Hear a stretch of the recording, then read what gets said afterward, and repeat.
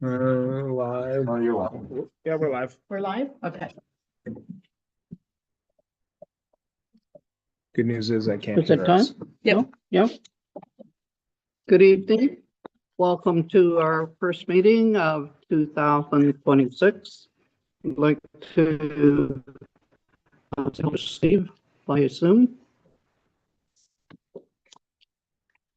So I'd like to call a meeting to order. Moved by Councillor Clark, seconded by Councillor McInnes, that this meeting be opened at 7 p.m. All in favor? Carried. Next, we have the adoption of the agenda. I'm over in a seconder.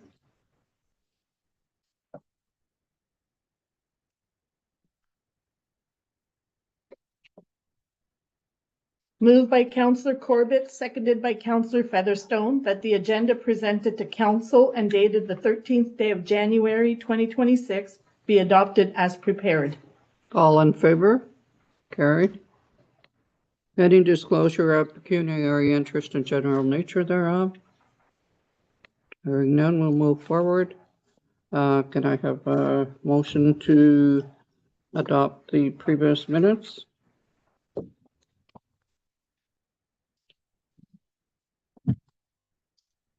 Moved by Councillor McInnes, seconded by Councillor Clark, that the minutes of the regular council meeting of December 16th, 2025 be adopted as circulated. All in favor? Carried. Any presentations and delegation? None for this evening? Question period? There were no questions. Nothing. Staff reports. The report from the Recreation Committee. Who wants to speak on that, Dan or Steve?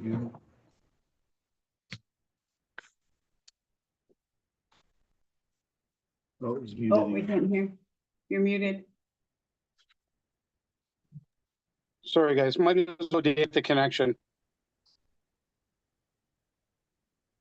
Can you, okay, can you hear us now? No? Yeah, But he's not. did you want Dan to speak on the report? Yeah. Perfect, thank you. Yeah, so I guess the Lions Club is interested in joining the recreation sitting-in committee, let me get briefed on this again. I can quickly go through it. Yeah, I mean, yeah, and I'll fill in where you. Yes, because I'm not on the rec committee, but from the report itself, years ago, and I say years ago, I don't know when that was, but I know when the 2018. deputy clerk was on the committee. There were meetings with the recreation committee and all of the community groups.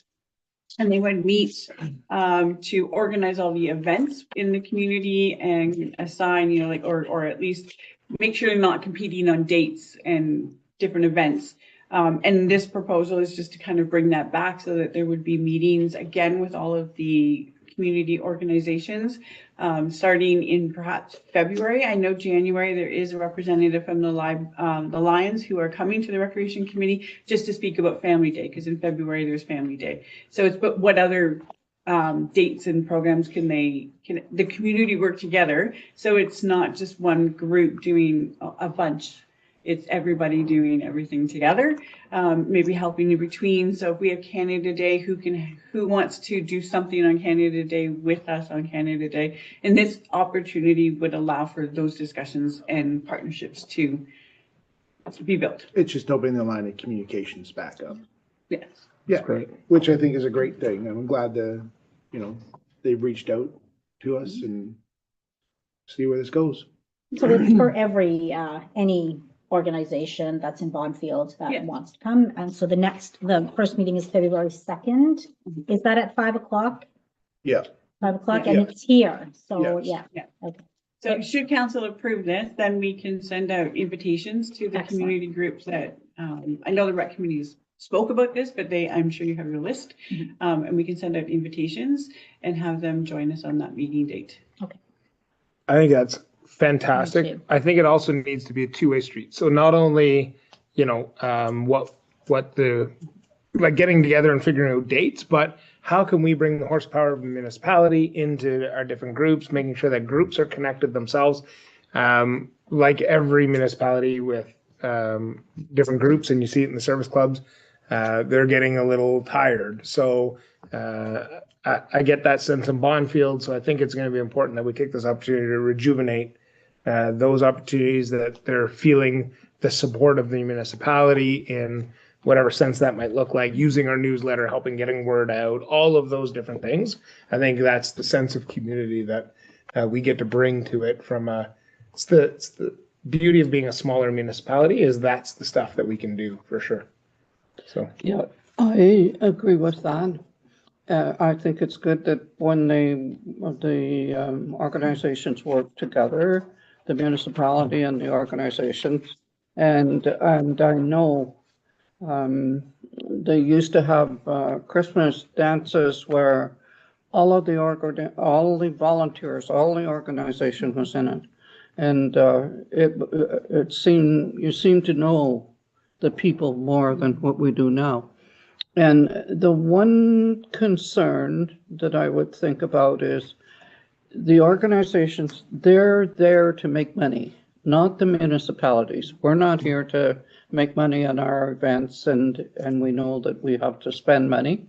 But they usually, like the Knights or the church or the Lions Club, they have to have fundraisings in order for their organization to go forward. So I would like that to be a consideration when during the meeting. If this is a date for the Agricultural Society, if this is a specific date for their fundraising, that if we have something, maybe we can take into consideration that maybe this is a better date for them than because we're not out there to make money, like they need the money to keep their organizations going. So I think that report is a good thing. I think that having the meetings also is good.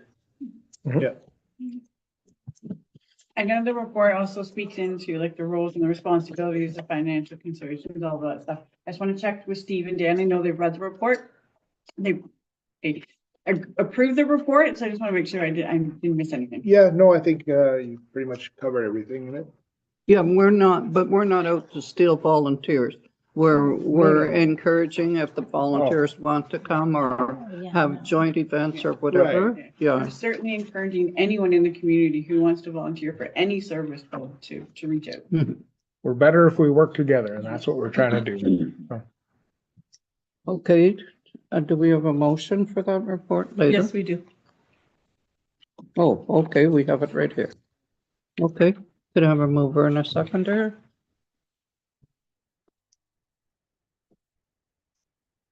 Moved by Councillor Corbett, seconded by Councillor Clark, that council approve the proposed framework for involving Bonfield community groups in township-led events, including the implementation of regular coordination meetings and defined roles and responsibilities to ensure consistent, fair, and effective community collaboration moving forward. All in favor? Carried. Okay, next. Nikki, you'll do the report on the animal control bylaw. I'm gonna read through it. Lots more. So basically, there is a recommendation that council accept the proposal for reducing stray feral cat colonies within the community and authorize staff to take the necessary actions to implement the proposal that I'm going to read, and further that this proposal be reevaluated if necessary in April 2027. So in early to the mid 2010s, the township worked with a number of agencies to assist with the feral cats within the hamlet of Bonfield. At that time, all cats were removed from the hamlet, and due to the uncontrolled inbreeding led to serious illness and weakened immune systems that spread through each generation of the colony, The main cause for concern was noted as a respiratory virus, which is highly contagious and requires veterinary care and treatment. In 2019, the Provincial Animal Welfare Services Act was enacted, and it is the first fully provincial model of its kind in Canada, and it changed how animal welfare, investigations, and enforcement of animal cruelty and neglect was addressed. The Act falls under the Solicitor General, and it includes strict minimum standards for animal care and provides a legal basis for the removal of animals in distress.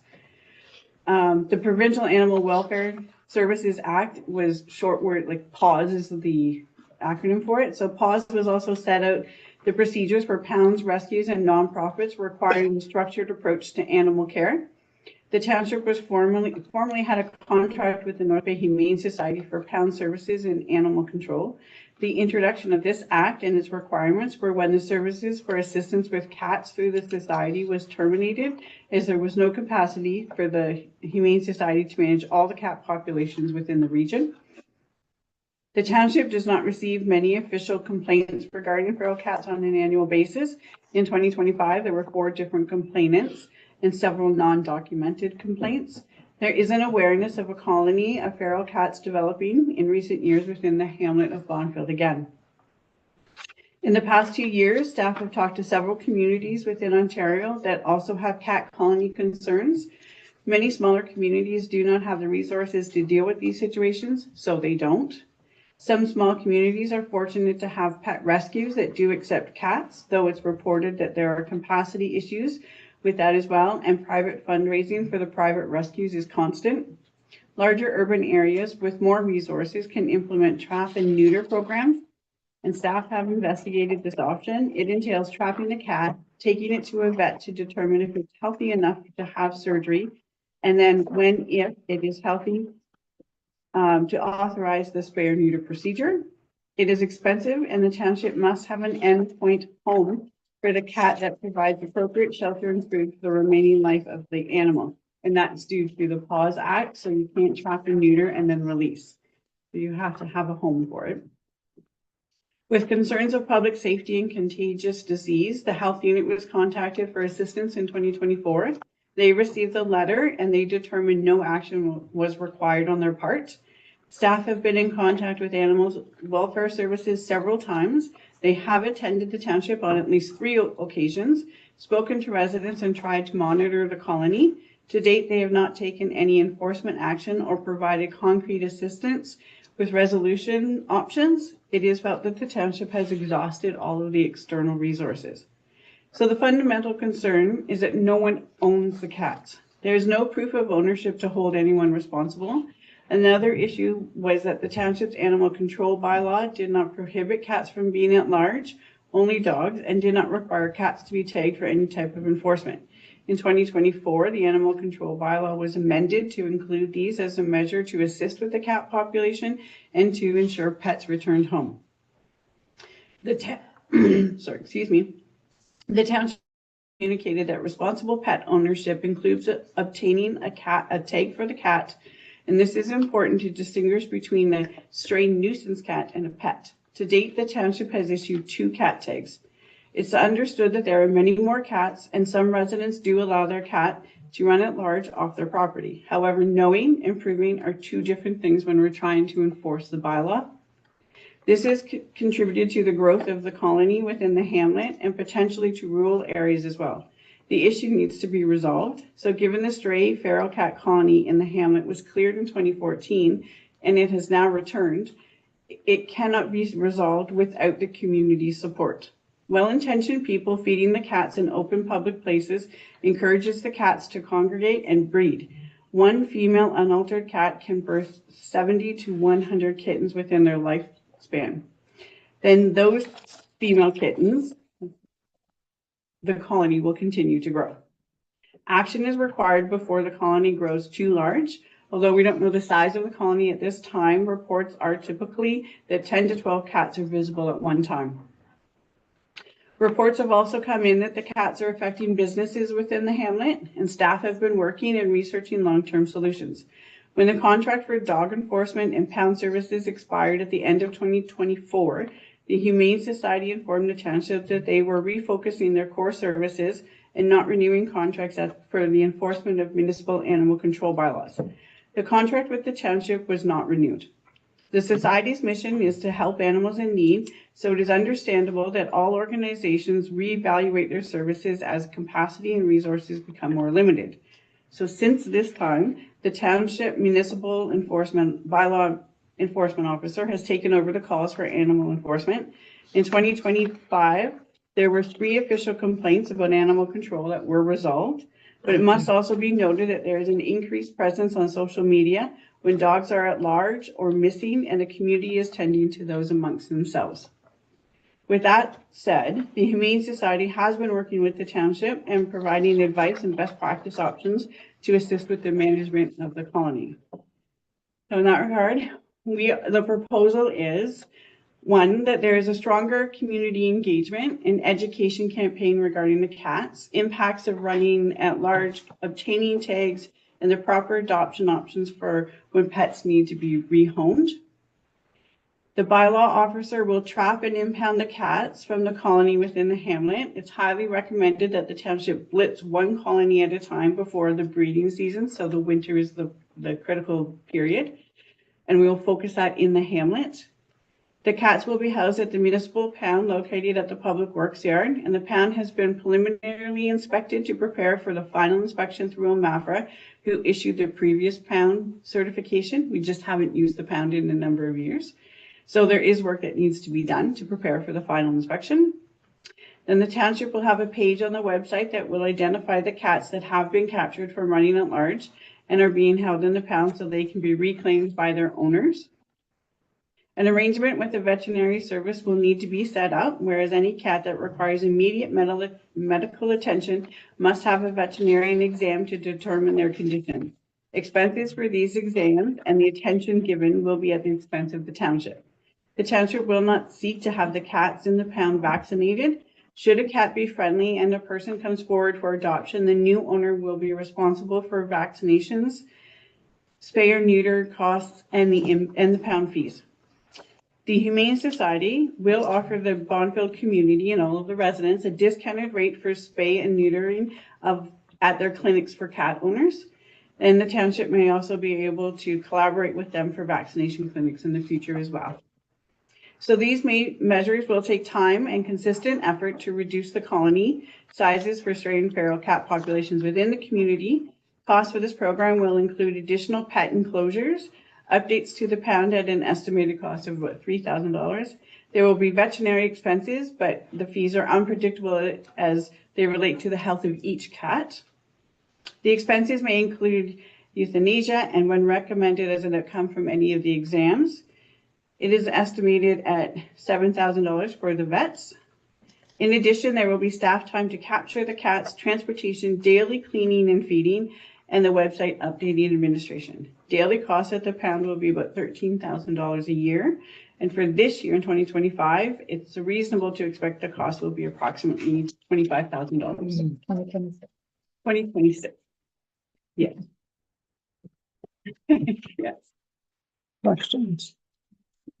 Yeah, I mean, it's a lot of money to take care of these feral cats. I mean, and they are feral.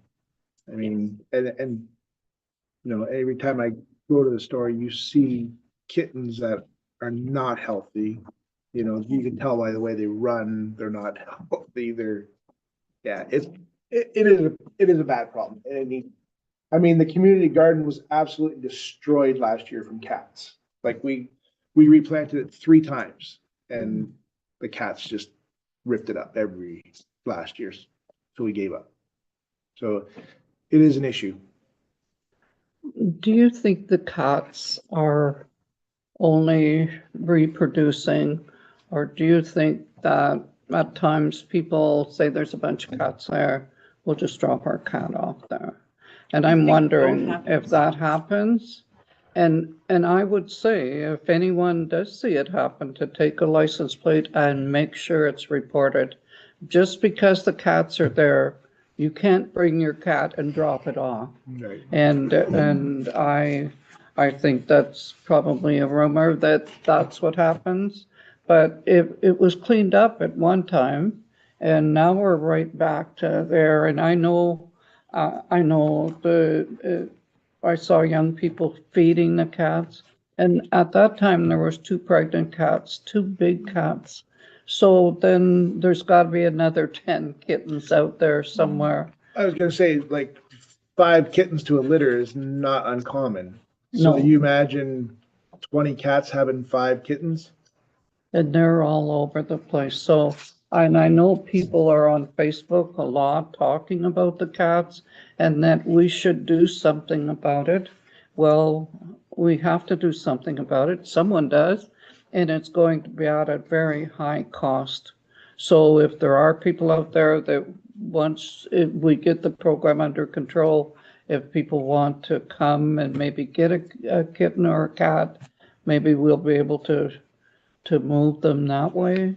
But the report is kind of depressing, Yeah. but there's no answers to this. Well, it's basically 1% of our taxes that will go to cleaning up the cat and where we can be spending on infrastructure. Yeah, Steve?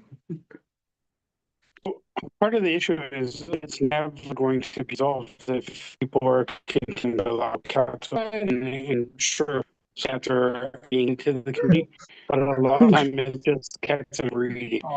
If we're paying the vets to do jobs on them, a lot of it's blood samples and that are going to take a week or so to get resolved. It's this is a big program. It's be more expensive than what we're working. Just, I'm sure whatever you said was super smart. We heard very Yeah, little yeah, of it, but You're a little unfortunately, warbly. yeah. Just. So, Can he call? yeah, I'm sure if you want to I'll call call. right now. So to the salient point, the Humane Society has terminated all capture and like all support for this. And I'm not going to fault them for it. I understand that it is a big problem, not just in this municipality, in multiple municipalities, and it would just overwhelm them. So I don't fault them for going back to their core business, which is totally fair. What that does is it puts the onus on either people within our municipality of taking onus on themselves, or the municipality itself has to step forward and do something. And while we haven't received many official complaints, I can tell you, I think everybody's alluded to it. I've heard a ton of, like, it's a topic of conversation all the time. So there is a number of people who are speaking about it. So I think the fact that I think it's a well-balanced approach, the recommendation in this report from, we unfortunately, with great expense, will capture the cats, will take them to the vet for their first appointment. If they're healthy and can be saved, we will put them up for potentially adoption very quickly. Everyone will have a few days to figure out if they want to adopt a cat. And then I think it's important that we also say, that the owner will be responsible for vaccinations, spay and neuter, costs and pound fees, and all of the vet expenses. Like these cats you're basically buying a cat, or you're taking a cat for free, but it's Gonna cost you. going to cost you. Like these aren't the healthiest cats in the world. So, and then unfortunately, if we get to the end of that, and I mean, obviously if the cat's not healthy enough and we have to euthanize the cat, then that's actually just the most humane thing to do. If we get to the point where cats can come up for adoption and people don't want them, we are not in a position as a municipality to hold these cats for long periods of time. So it's going to have to be unfortunate that the problem has gotten so big that we're going to have so many cats that unless we have a long list of people wanting to adopt cats, we're going to exhaust the number of people in our municipality wanting to adopt a cat. So there will be tough decisions that will need to be made, that we're not going to spend money after money after money feeding a cat and cleaning the pound every day and all of that kind of stuff, that we're going to have to move past this issue. I think the conversation I want to have is, we did this in 2010. We didn't, the Humane Society did. So we had 16 years. I would say we probably maybe had, 10 years before the issue became a really big one again. So let's bank on there's another 10 years and we're doing this again. Or is there an upkeep process that we do? Or what does that look like so that we're not just kicking this down the road and. That's right, and I would, since the tags are free, right? Mhm. The, No. You have to purchase the tag. Yeah. and how much are the tags? I don't know that off the top of my head. Okay, A pet food. and the dog tags too? $30. And the dog tags as well? Another thing, So you have to pay for those. Yeah, it's the fire But- was the free. But though, yeah, fire was free, but the tag is to help us afford what we need to do, right?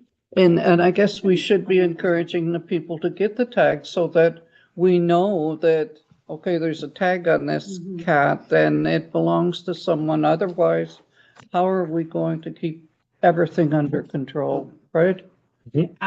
And we have done some soft launches and we've put up some information to say, please get your cat since 2024 when the bylaw was changed to say, tag your cat, but we've only had 2 pet owners come in to purchase the tag. I can tell you, I've had some really good conversations with constituents about what because they say, well, you guys need to do something. When you talk about what that looks like and say it comes at a cost and it potentially ends up with euthanizing cats, the initial shock is like, oh my goodness, I can't believe that. And then you talk it through with them and you're like, well, no, of course what other option is there, right? I mean, Yeah. And it's also about, the humane thing to do. well, it's Right. quality of life for the Yeah. animal, right? And so these animals who are suffering, and so what we know is that a lot of them have cat leukemia, which means that they can't be housed with any other cats. So there's lots of problems. Yeah. And So we don't know we don't know if these cats, if this colony right, is like they don't look healthy. I'll agree that they don't look healthy, but we don't know what that right, is at this point. I guess we're soon gonna find out. yeah. Right. But I mean, it's not unreasonable to expect that, when the colony was cleaned up in 12 years ago, 10 years ago? Yeah. Maybe 12 by now, they were all infected with a respiratory disease Right. and not many of them survived that disease. So, No, it's good. I think it's very good that the conversation has come to the table and that we are looking for a solution. And that also the report says the community has to help. And there's no good solution for this for every cat out there. Yeah. But I think, Alex, you had something? I just wanted to say that the tags are $20, I believe, 20? until March Mhm. 1st of 2026. They go up to $30. I mean, Counselor Featherstone just texted me, said initial exams will be $250 on these cats. Yeah. I mean, yeah. So it's hoped that we'll have a veterinary service agreement. that will be a little more lenient on us. Yes, Let's hope. yes. bulk Because- price. Then that has been, I mean, I've heard reports, we don't have an agreement. I mean, it's really council's choice at this point.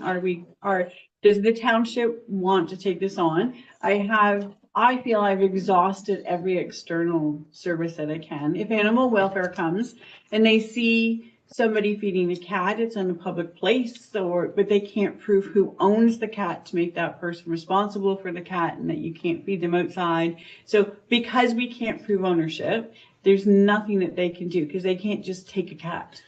And we do hear a lot, we should be doing something. What should we do? That you ask, okay, what should we do? Well, yeah. Nobody has an answer. No. I mean, Well, correct. And And now I we mean- have a plan, because if we have a bylaw officer can take cats at large. And then this is now the process, right? Yeah. This becomes the process.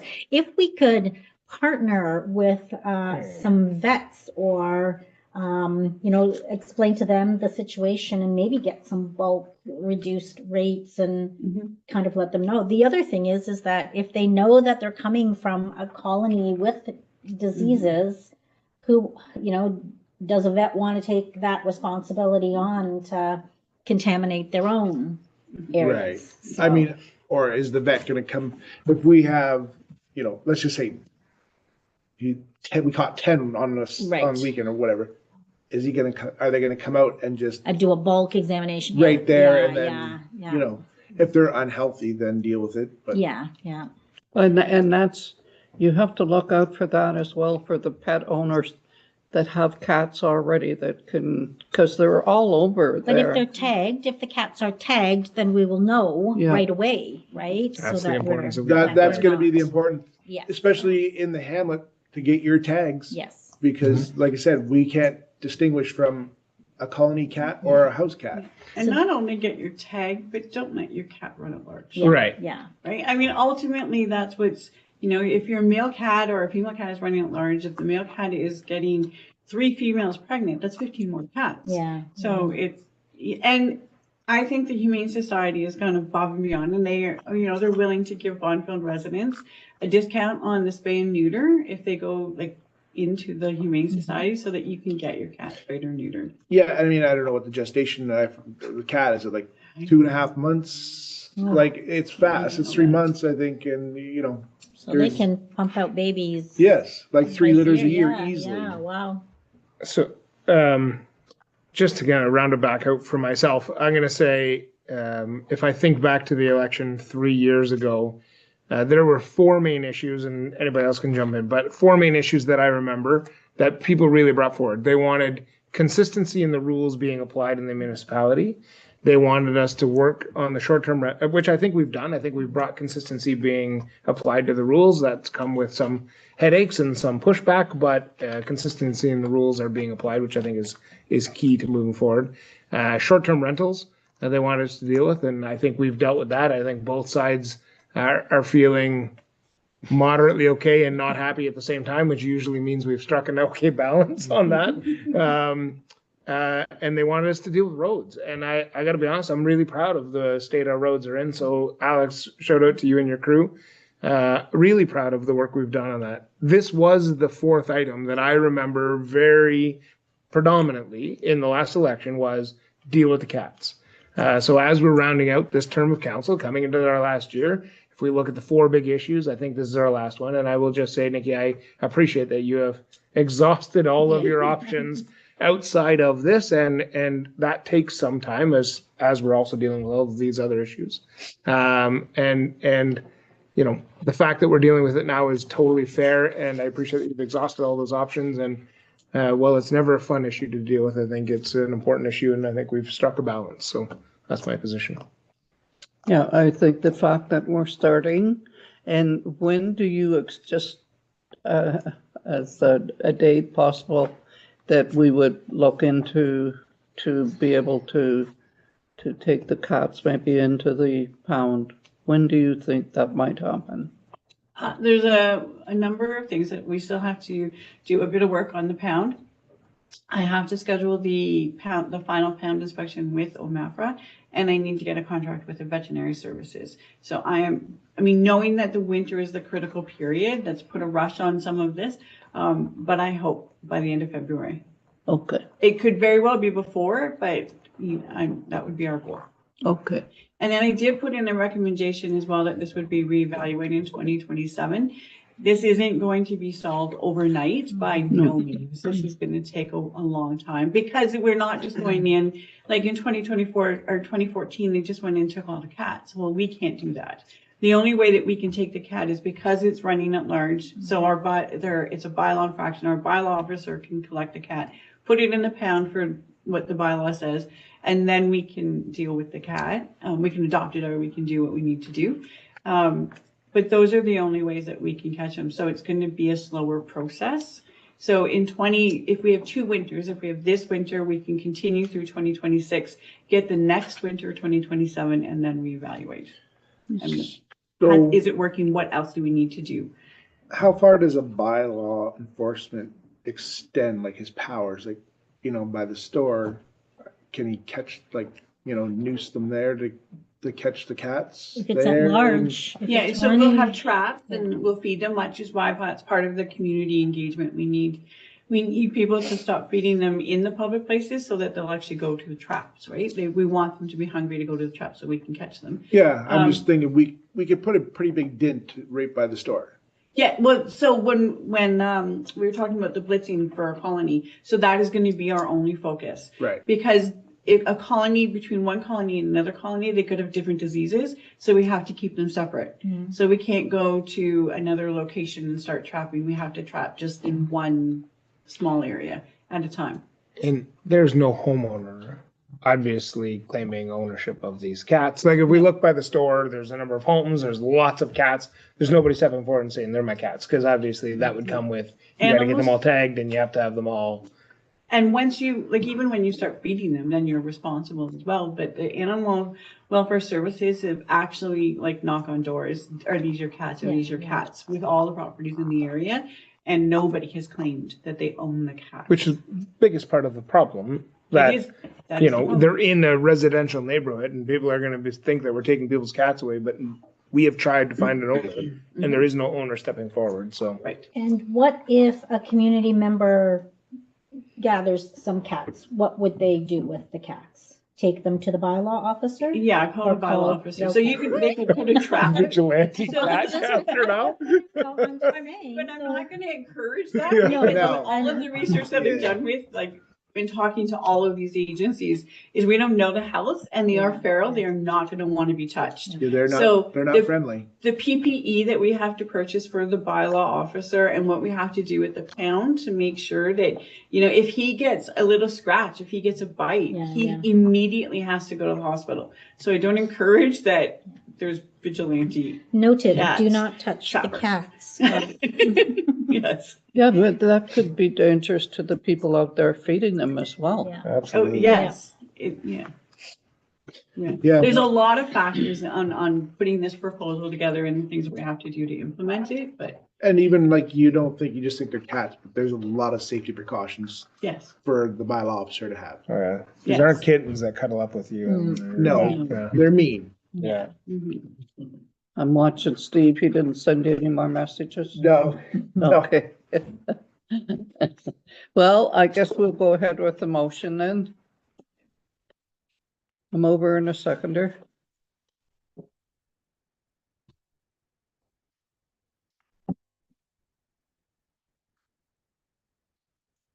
Moved by Counselor McInnes, seconded by Counselor Corbett, that council accept the proposal for reducing stray feral cat colonies within the community and authorize staff to take the necessary actions to implement, and further that this proposal be reevaluated if necessary in April 2027. All in favor? Carried. Okay, next we have adoption of committee minutes and motions. We have a report from the Fire and Emergency Services Committee. And Donna has a report. I do. So part of the report is a program, a pilot program that we're hoping to introduce. It's a Volunteer Firefighter of the Month award. And so we've got some criteria laid out for it. So our firefighters are a cornerstone of public safety in Bonnfield, and their commitment is tremendous because they're often balancing family, employment, and community service. And so we would like to just visibly recognize that. So what we're proposing is again, a Firefighter of the Month award. There's going to be some criteria for eligibility, which is all spelled out. And then it's going to have a nomination process, so they can be nominated by the fire chief or deputy chief, fellow firefighters, township staff, or community members of the township of Bonnfield. There's going to be a form so that people will have access to that form and they can submit that. And then there will be a little committee made up of the chief and, possibly some other members, maybe a member of council or the CAO.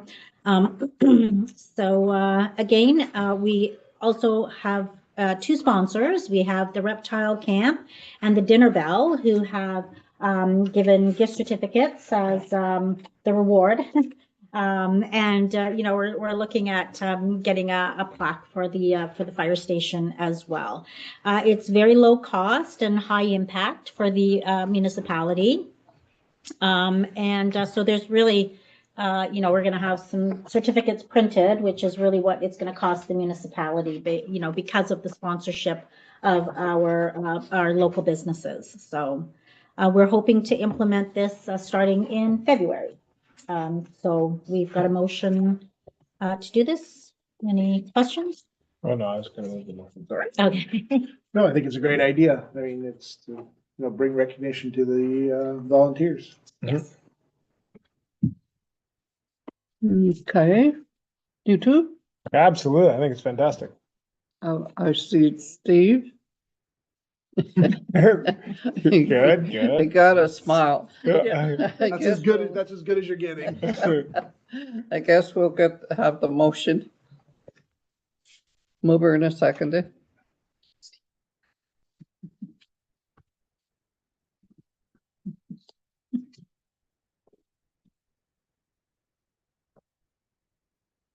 Moved by Counselor Featherstone, seconded by Counselor Corbett. Whereas the Emergency Services Committee recommends to council to implement the Volunteer Firefighter of the Month program for 2026 as presented, be it hereby resolved that council approves the recommendation. All in favor? Carried. Items for council discussion. And we did receive some information on the municipal insurance. Any questions or? I see, I know. It's painful, but there's not a question. There's not much we can do about it. No. I mean, yeah, $185,000 a year for insurance. It's 193. Well, I'm reading 185 Yeah. plus tax. We get the tax. Yeah, when people wonder where all their tax dollars Right. go, Yes. my goodness, Who would ever guess you spend $185,000 insurance a year? right? Yeah, one time.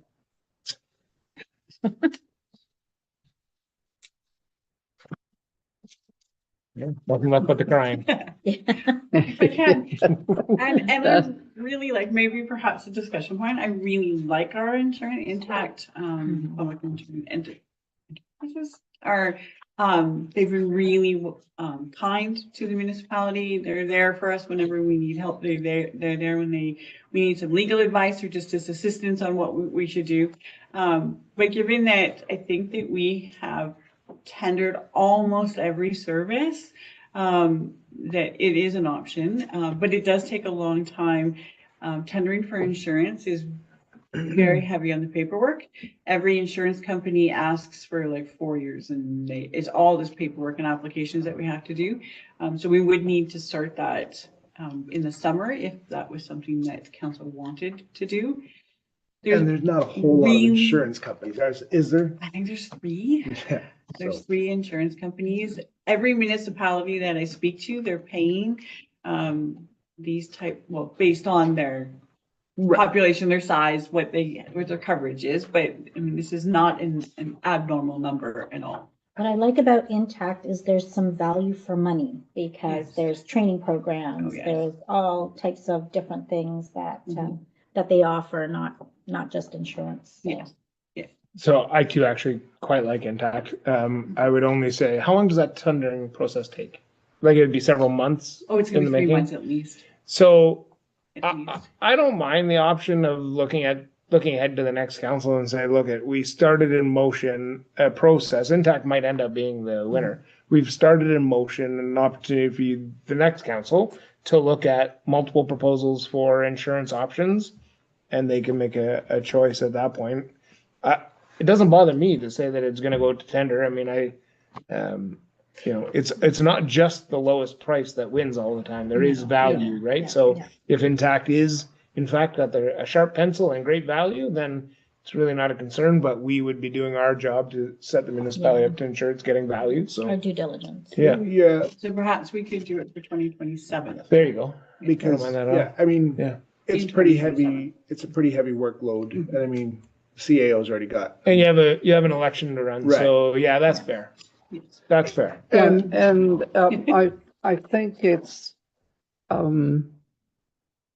the service that you get from the insurance company as well.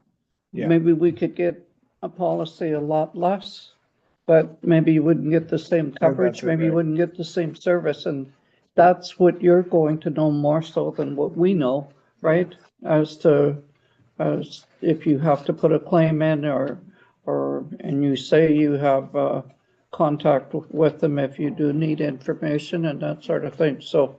I- it- Even after renewal, I think we talk to them once a month. Like, Yeah. the service is I exceptional. mean, I can attest to the service. We've had some issues and, they were there right away and no question, get the fleet fixed and equipment fixed, get it done. Yeah. And they didn't, there wasn't any drag in their feet. You called them, someone answered. When you had any questions, it was always answered right there and then. And by no means would, if we went to tender this year, next year, would it be a reflection of the service we currently have? It would No. be just a due diligence, yeah. But Sometimes you go to tender because then it's a reflection of the service you currently have. And that Yeah, at this just point to would not be enforce that, it, right? Yeah. So at this point, when does our insurance end? December When's our 31st. policy expire? December 31st. So this, it. 2026. Yes. Yeah, So, okay. yeah, this bill is for 2026. So. I mean, I don't think it's unreasonable. It No. just, it sounds, it's high, but I mean, look what we're insuring. Every insurance, it's not that Intact is gonna be exponentially higher than any other quote we're Right. gonna get. Even if they came in, if something comes in a little bit cheaper, we're in the margins. And service means everything. Yeah. Absolutely. So what you're saying, maybe bring it back later on in the Yeah. summer whenever you're not so busy with everything. Well, Or 2027. 2027. I'm fine with 2027 because we had an election. Yeah, She's gonna have an election. We got the audit coming up. those two So- individuals standing there, sitting there are gonna be quite busy next year with the election. So, But this runs out 2026, right? Yeah. yeah, so it At would the end auto of- renew. It'll auto going renew. forward. Okay. I'm good. That's the discussion, right? Yeah. Yeah.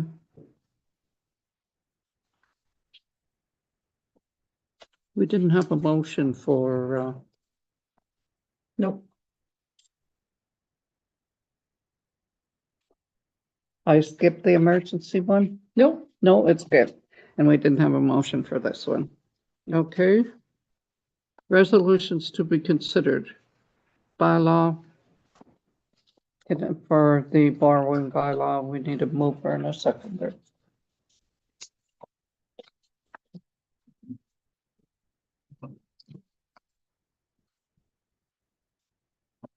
Moved by Counselor Clark, seconded by Counselor McInnes, that council for the Township of Bonfield hereby adopts bylaw 2026-01, being a bylaw to authorize temporary borrowing from time to time to meet current expenditures during the fiscal year ending December 31st, 2026, as presented and is considered read 3 times and passed this 13th day of January, 2026. All in favor? Gary? Next, we have a bylaw 2026-02 interim tax rate. A mover and a seconder.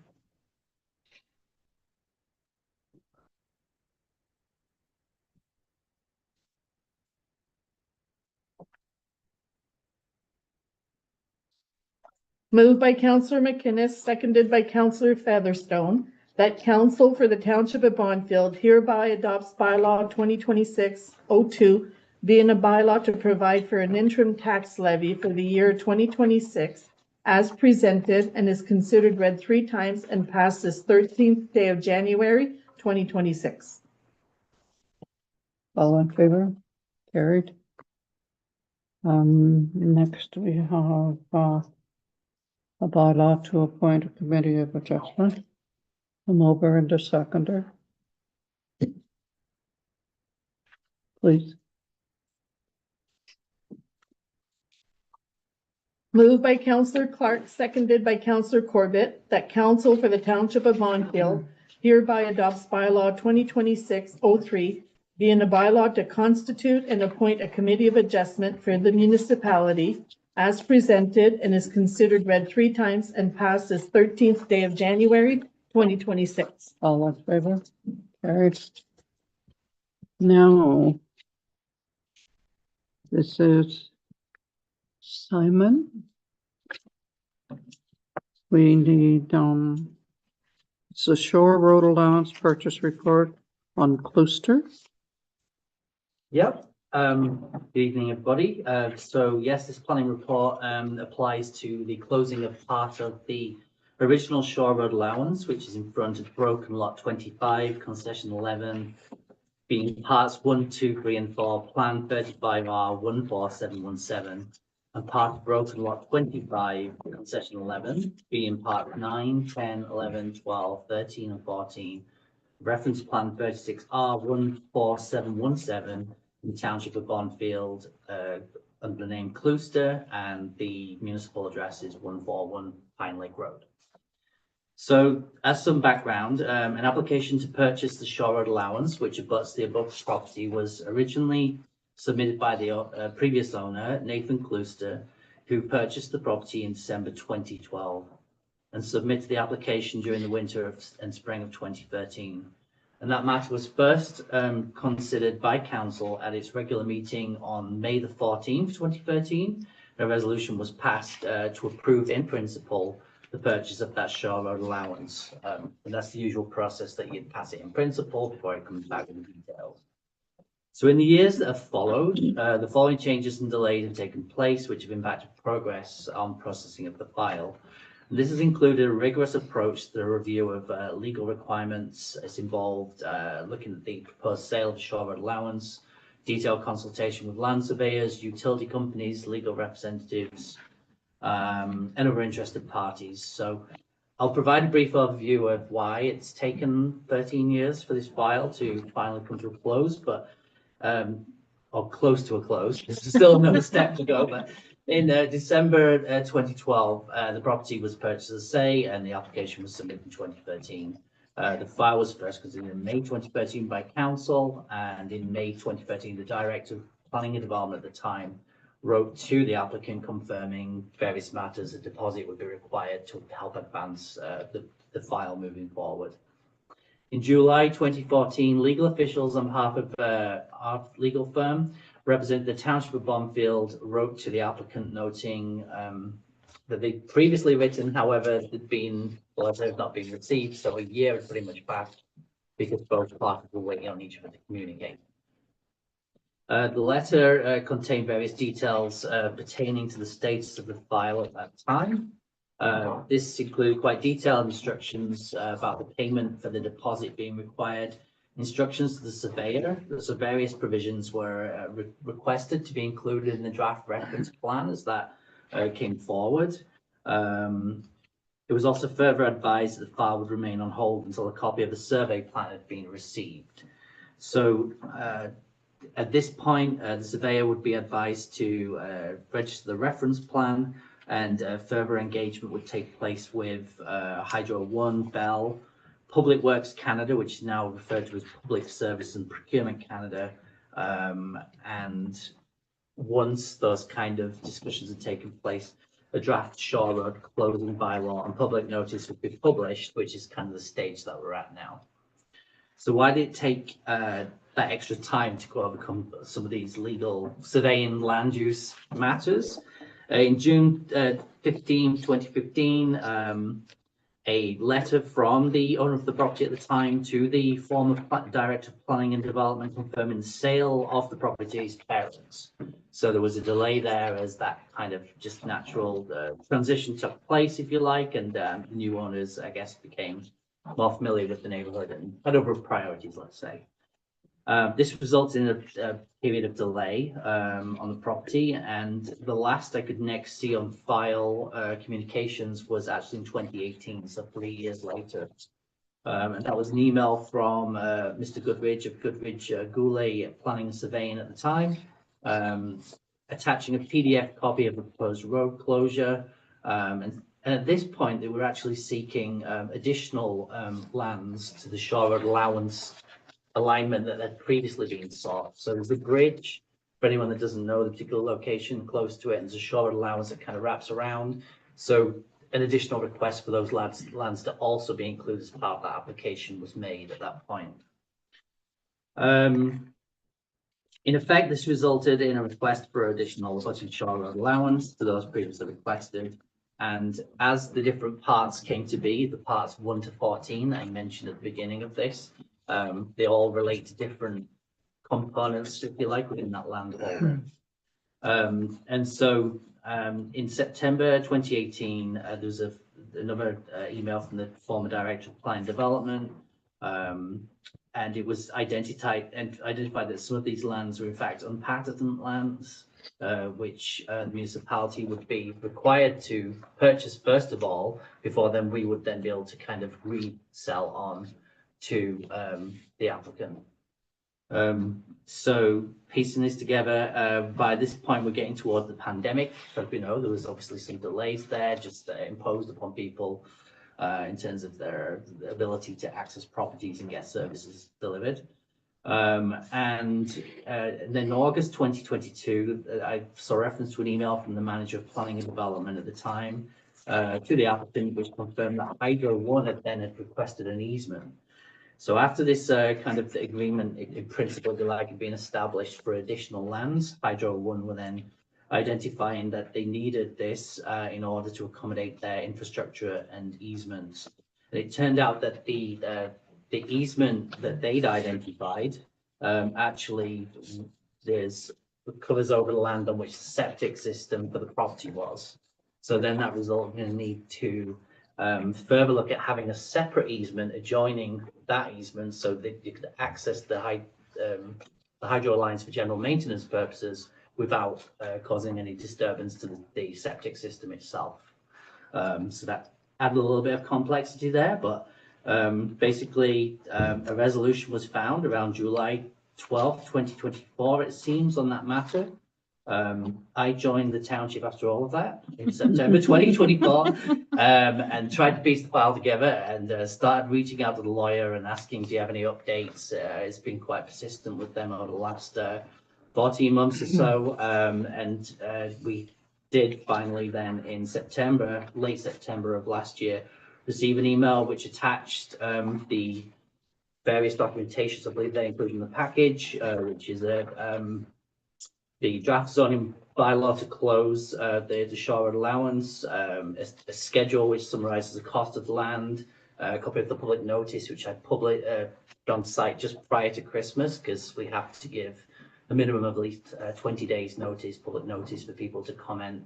And I can say off the back of that, and it's been consulted on over Christmas, we have thankfully no other comments or anything else to add into the mix at this point. So we are able to bring this to council and say, please, will you approve this? In principle. Yeah. So, yeah, I can re-summarize if you wish, but if everybody's happy with that. Re-summarize.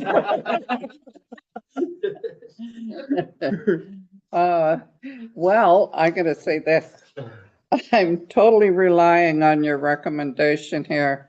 I didn't go point by point to the plan, I can tell you that much, because a lot has gone on since the first application to purchase the Shore Road allowance. So I wouldn't question the former council's decision on all of this, and I'm quite happy to move right to the bottom of the page with your recommendation that it's now, we're now in a position to be able to transfer the I road have a allowance. few questions. I think my hand was up first. Was it? Go ahead, I'll be We'll nice. let the mayor. The mayor actually gets to decide who speaks first. No, go ahead. Who speaks first? Better go Donna. Go with me. Yeah, so both Dan and I would like to say something. Sure. Go ahead, you got the floor.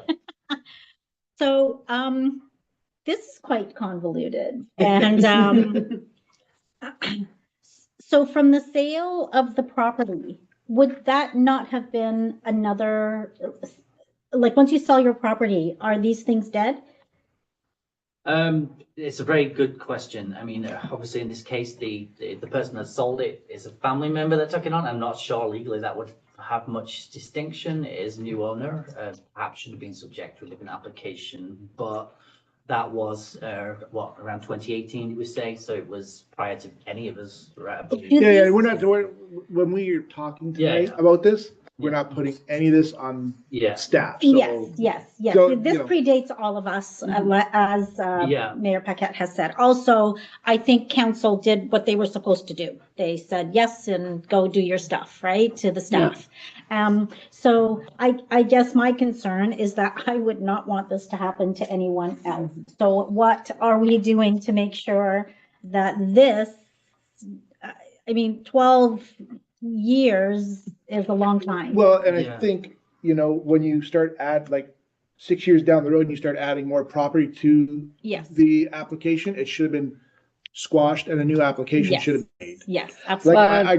But wasn't there was reasons too, because there was, Okay. with respect to the bridge, with respect to the hydro And the easement. septic, Yeah. let's touch on that. Yeah, Because, okay. you know, again, Mattawa Conservation not doing their job, let a septic bed be installed on someone else's property. Oh, yeah, but that happened, that was installed on Nathan's property and then he sold the property, right? It was on the septic system was installed on the township property, right? Right, so there we go. It's not their property. On the owner's property. It's not on the Yeah. owner's property. Yeah. So it's just, Oh, now you want to and it comment? goes to Oh, I- show that this is why Mattawa's in the situation they are, because, I mean, this Dan's not done. this Okay, had yeah, me keep going. just fuming. Yes, yeah. Okay, Not because of anyone here or previous council. So I can tell you, I had I read this, I had a boatload of questions, and what I determined was, I'm gonna put this into the bucket of, there are a bunch of things that I can't necessarily figure out an answer to from past councils or past staff, or I can't connect a dot. This falls into that bucket for me, but I also don't want to punish the homeowner Yeah, for all of the things I don't necessarily understand. Right. There might have been great justification back in the day. There might have been all kinds of rationale. I don't know what it is. I don't know that we're ever going to know what it is. I am prepared to just move forward and put this to bed for the homeowner, for Simon, because he's desperate. Yeah, I mean, I have one Yeah. other thing to add is, yeah. I would like this bylaw to come back to us to revise.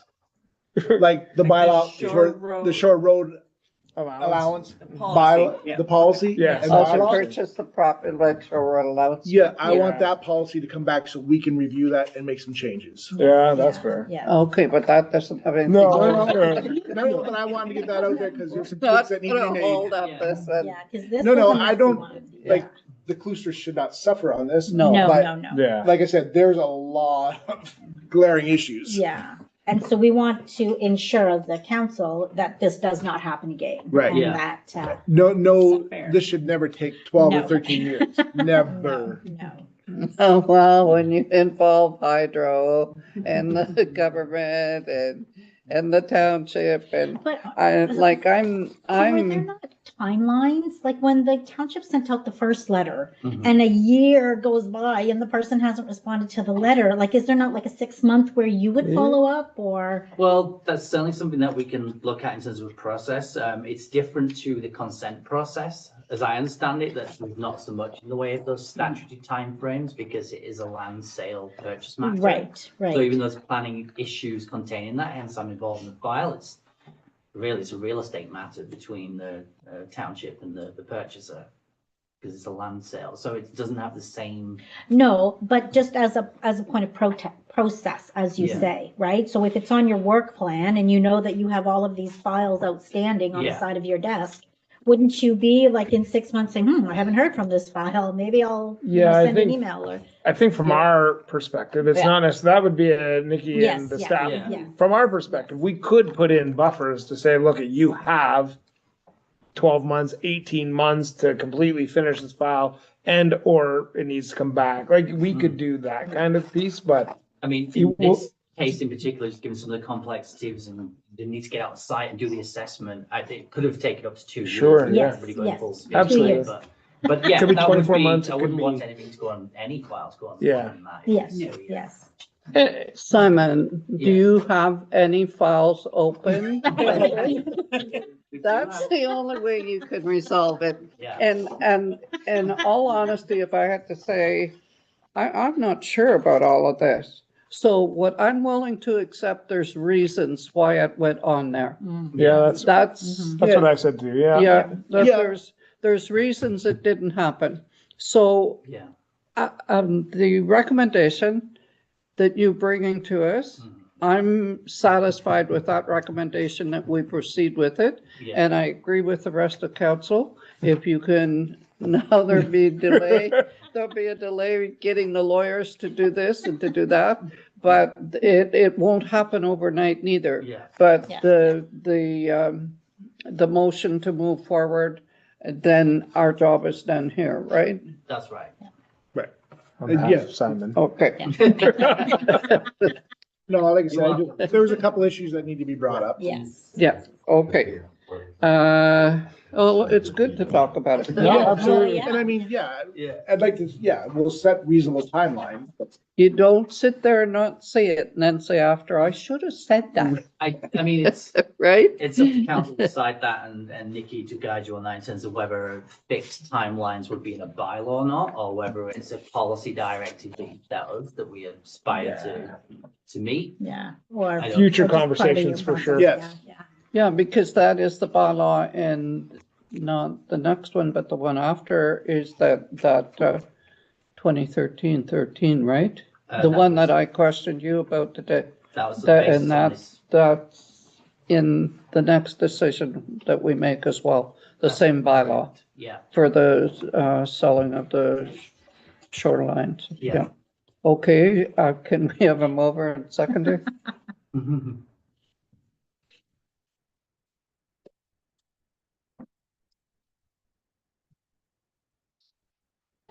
Moved by Counselor Clark, seconded by Counselor Featherstone.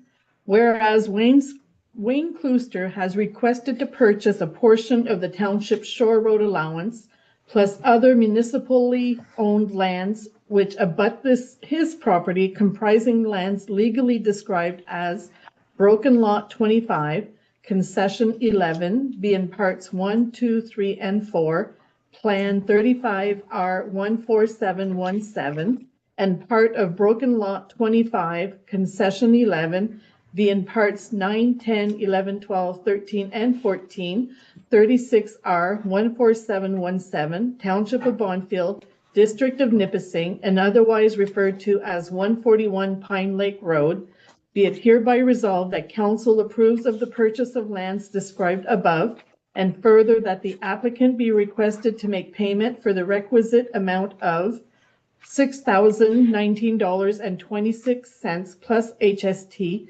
based upon Schedule C of Bylaw 2013-13, which was in effect at the time of submission of the application, plus all legal fees incurred by the township on this file.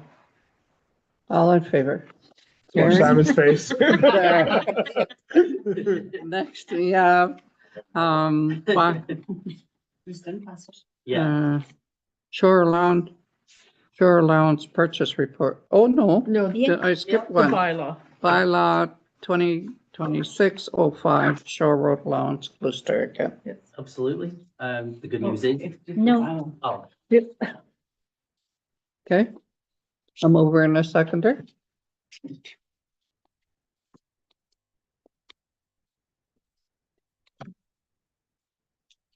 Moved by Counselor McInnes, seconded by Counselor Corbett, that council for the township of Bonfield hereby adopts bylaw 2026-05, being a bylaw to stop up, close, and sell part of the original shore road allowance in front of Broken Lot 25, Concession 11, being parts 1, 2, 3, and 4, Plan 35R 14717, and part of Broken Lot 25, Concession 11, being parts 9, 10, 11, 12, 13, and 14, 36R 14717, Township of Bonfield, District of Nipissing, as presented and is considered read 3 times and passed this 13th day of January, 2026. All in favor?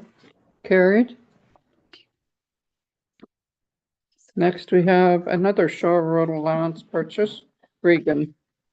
We do. And the good news is this one will be potentially approved within the 2-year period that was already meeting that expectation. So this report applies to the closing of part of original Shore Road allowance in front of lot 34. Concession 10 being parts 1, 2, and 3 and 4 of plan 36R15452, Township of Bonfield, District of Nipissing. And really, it's the Shore Road allowance as it relates to the frontage of, I've got to get this right, 462 and 464, Shields Point Road. So as some background, an application to purchase the Shore Road allowance, which abuts the above property, was originally submitted by the owner, Jack Reagan, in 2024.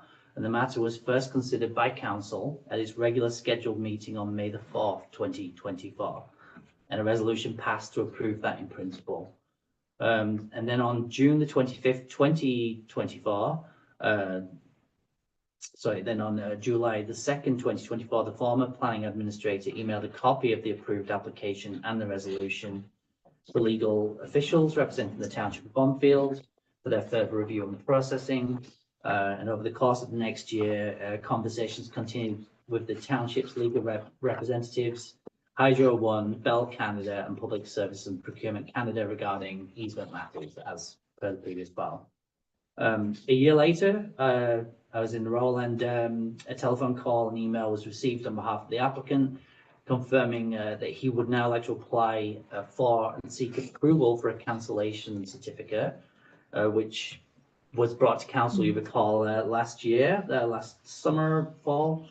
It's a relatively new provision put in place by the Ontario provincial government, which, once it was approved, allowed the 2 existing legally conveyable lots, so 462 and 464 Shields Point Road, to again be recognised as one lot for planning purposes.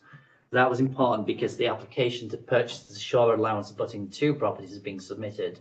Now he's merged the 2 properties into one, so effectively merging one Shore allowance into the newly merged property. So during the months of July and August 2025, the cancellation certificate was reviewed, approved, and issued to the applicant. A copy of the resolution was also forwarded to the council's legal representatives. And in September, on the 10th of September 2025, a copy of the draft reference plan was received from Calondiers, surveyors representing the property owner. This was well received by our legal representatives, who said that they should proceed to register the plan, and once deposited, forward a copy to us at the township. So then I did receive a copy of that registered plan. I believe that was completed, on October the 9th, 2025.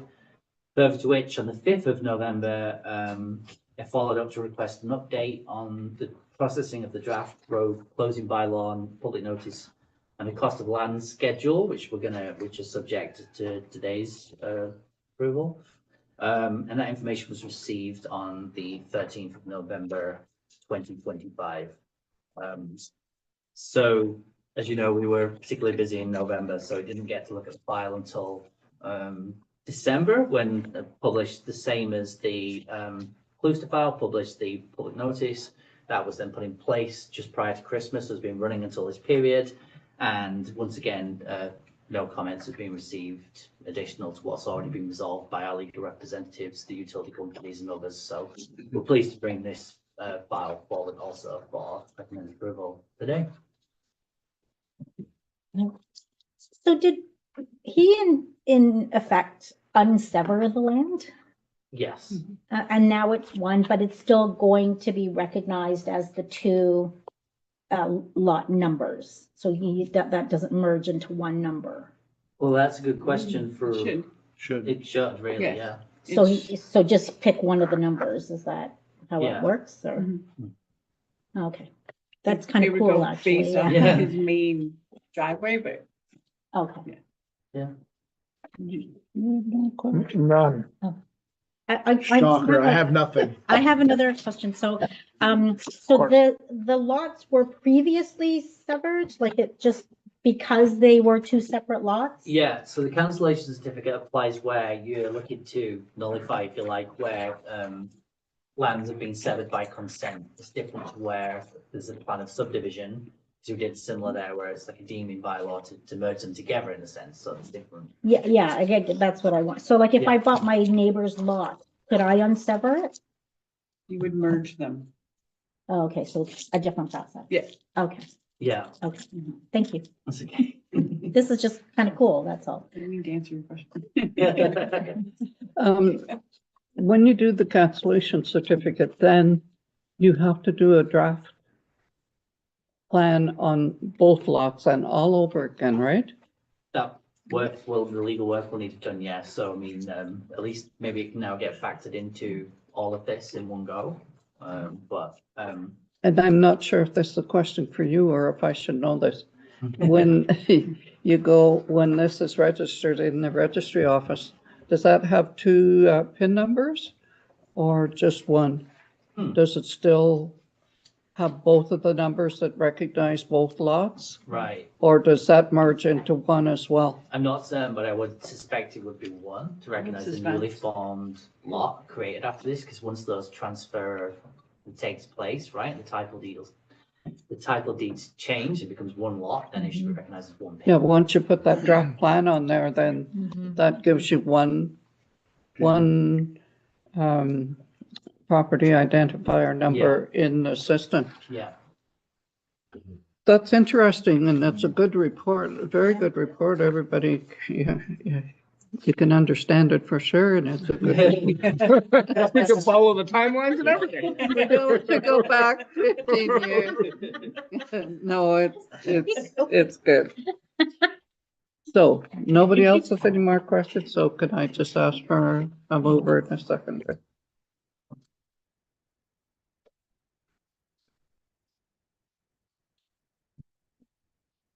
Moved by Counselor Corbett, seconded by Counselor McInnes, whereas Jack Reagan has requested to purchase a portion of the township shore road allowance, which abuts his property comprising lands legally described as Lot 34, Concession 10, be in parts 1, 2, 3, and 4, Plan 36R 15452, Township of Bonfield, District of Nipissing, otherwise known 462 and 464 Shields Point Road, be it hereby resolved that council approves of the purchase of lands described above, and further that the applicant be requested to make payment for the requisite amount of $4,929 plus HST based upon Schedule C of Bylaw 2013-13, which was in effect at the time of submission of the application, plus all legal fees incurred by the township on this file.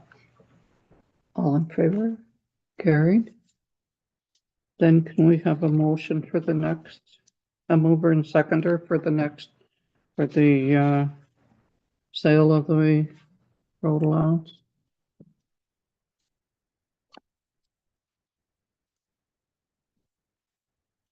Moved by Counselor Featherstone, seconded by Counselor Clark, that council for the Township of Bonfield hereby adopts bylaw 2026-06, being a bylaw to stop up, close, and sell part of the original shore road allowance in front of Lot 34, Concession 10, being parts 1, 2, 3, and 4, Plan 36R 15452, Township of Bonfield, District of Nipissing, as presented and is considered read 3 times and passed this 13th day of January, 2026.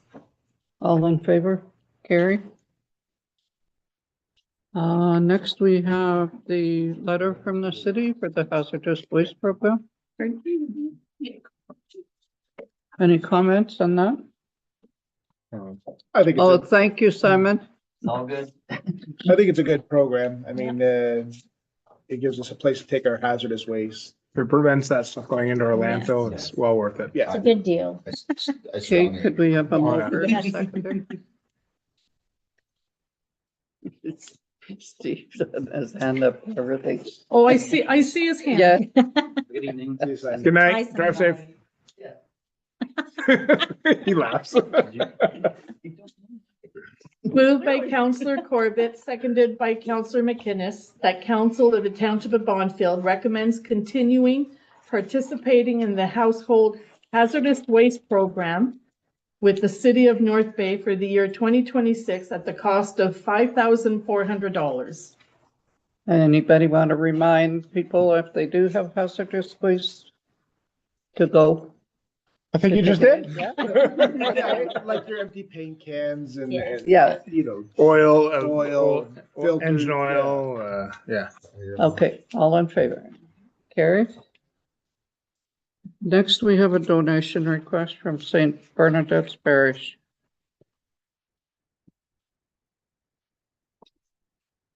Any comments? No? No. I got one. Okay, The mayor just looks at me like, oh, God. Yeah. it's okay, Dan, you're usually pretty quiet. No, I just wanted to say, I mean, I think it brings a lot to the community, the food bank and, you know, the clothing donation, area. Like I'd like to see us, I mean, we have some extra money because we haven't donated, all the funds from last year. I mean, I'd like to see that to go up to $500 donation from the township. Okay. Okay, I mean, I think like the food bank is, it's a big thing in the community. oh, absolutely. Councilman McInnes, I support that. Hmm? I think that's a good idea. Well, I just like the food. Okay, that's, I would support that. Thank you. You, Steve? Yeah.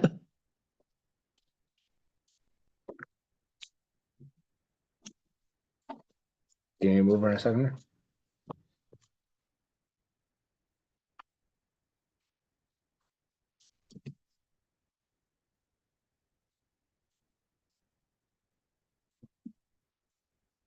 Moved by Counselor Corbett, seconded by Counselor Featherstone.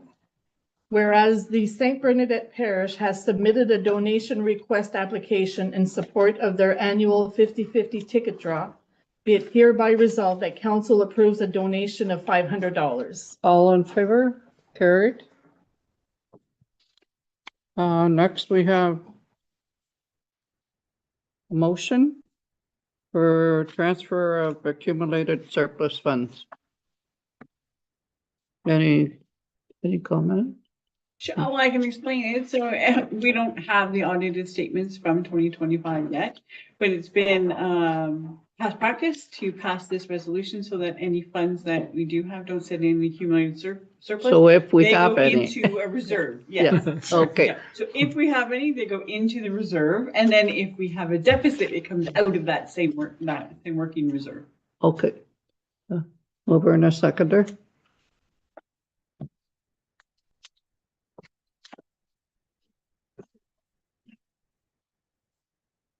Moved by Counselor McInnes, seconded by Counselor Clark, that council hereby authorizes the transfer of any accumulated surplus identified in the 2025 audit, as well as any operating surplus identified in the 2025 operating year to the working capital reserve.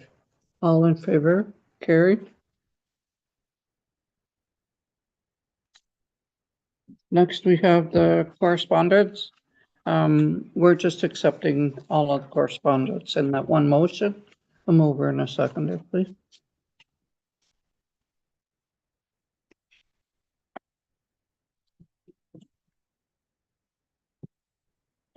Moved by Counselor Corbett, seconded by Counselor Clark, that council receives the correspondence circulated with the agenda of January 13th, 2026. All in favor? Carried. Next, we have the, oh, If I may, just in the correspondence, there's a number from other municipalities and conservation authorities regarding the opposition to the merger of all of the conservation authorities within Ontario. And prior to that being announced, the township had asked for a delegation with the minister on the conservation authority, and we are putting together, we were accepted for that delegation. So that'll be on Tuesday of the Roma conference. So we're bringing our component of, and from the resolution that was passed at the North Bay Mattawa Conservation Authority, just some of the points that we want the minister to consider as he's going through how to merge these properties. We know he won't not do it, but we'll bring forward Okay. some of the issues that we're facing. So we do have that delegation. So we on can just Tuesday. accept this as it Yeah, is, Absolutely. and then you'll deal with it that we've accepted the Yes. information, Yeah. right? Okay, It's scary. And there are a few of us going to that Roma conference and making the delegation, so we'll at some point strategize about Yes. our approach. We'll have a report. Yes, we'll have a report for all 3 of the delegations. okay. I'm sure they'll drive down. Yeah. And we accepted the correspondence. Yes. Okay, next we have the confirmatory bond. For that, yeah, the public library, I think it might be in correspondence, is that in? Yes. Yeah, so I just wanted to talk about the library minutes. I don't think there's a motion. No. Too late. There's no Not in motion. here, no. No, I'm going to talk about it. But regrettably, one of our staff left, Samantha, who is, just an amazing staff. So we're very sorry to see her go. But there are 2 current job positions open in the library right now. So I would encourage people to apply. They're a circulation clerk and I think a library assistant. So if anyone is interested, our new librarian, Holly, is taking resumes. So, and if you have any questions, I'm sure she'll be able to answer them for you as well. So our library is a great place to work. So I encourage anyone who has the skills to pursue that. And these are full-time or part-time? These are part-time opportunities. I think it is 8 hours a week, both positions, so. It closes January 24th, so we are down, we transitioned from our wonderful Jeanette to our wonderful Holly, but now we have no staff. So we are in desperate need of that, so we're trying to get that going very quickly. I heard it's the board choosing staff. No, Very it good. is the best board, thank you. Thank you, Donna. I did, Put your forward resume that in? I- Oh, no. Oh, yeah, I yeah. put my resume. I'll just read all of mine. You forwarded your resume? Okay. Did we do the confirmatory No, bond? not Not yet. yet. I've been trying to do it through that. Yeah. Okay, I'm over in a second there, please.